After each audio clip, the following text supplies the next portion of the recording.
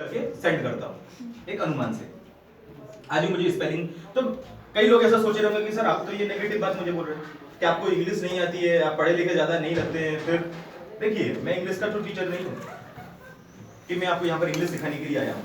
मैं जिंदगी का टीचर हूँ जिसने खुद ने, और मैं ऐसा टीचर नहीं हूँ जो किसी की सीखी हुई बातें बता रहा हूँ। यस और नो? मैं एक ऐसा टीचर हूँ जिसने जिंदगी में खुद ने जो गिर गिर कर सीखा है, मैं वही चीज आपको क्लियर करूंगा जो मैंने खुद ने गिर गिर कर सीखा है लाइफ से। जिस घड़ी में जहां इंसान, मतलब प्रैक्टिकली बातें, मैं जो भी बात बताऊंगा सब आपको प्रैक्टिकली बातें बताऊंगा, एकदम प्रैक्टिकल।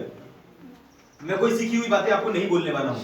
ये मेरी जिंदगी का उसूल है कि मैं किसी को भी गुमराह नहीं करूंगा। मैं जो कुछ भी बोलूंगा मैं दिल से बोलूंगा।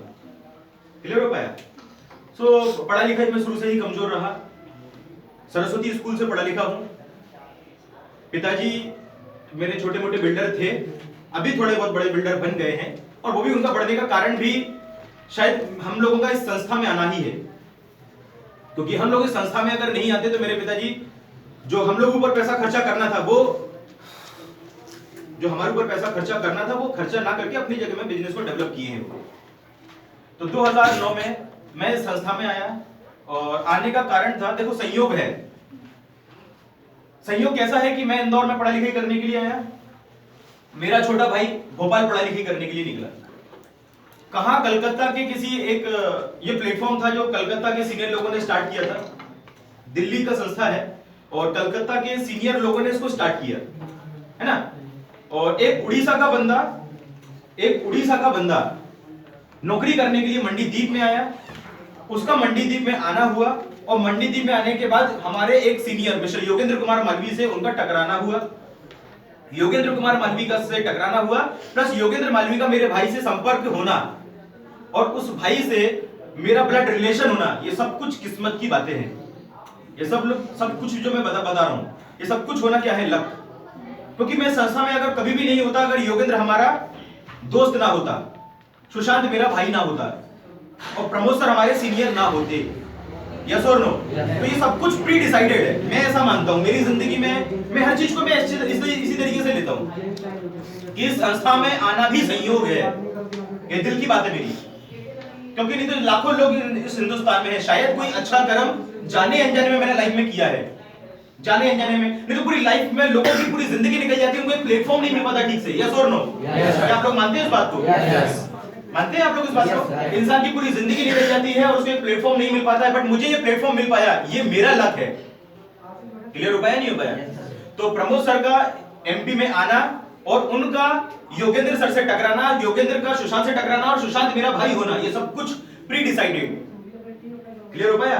देन संस्था में आने के बाद सबसे अच्छी चीज मेरे अंदर में ये होना कि मैं एक चीज जान गया था उसी टाइम पर कि जिंदगी में जितने भी लोग, मुझे ट्रेनिंगों में पता चला, एक्चुअली मैं बिलीवेबल पर्सन हूं, बहुत बिलीव करता हूं कोई भी चीज पर। किसी ने ये बात बोला था, मैंने इसको बिलीव किया है जिंदगी में।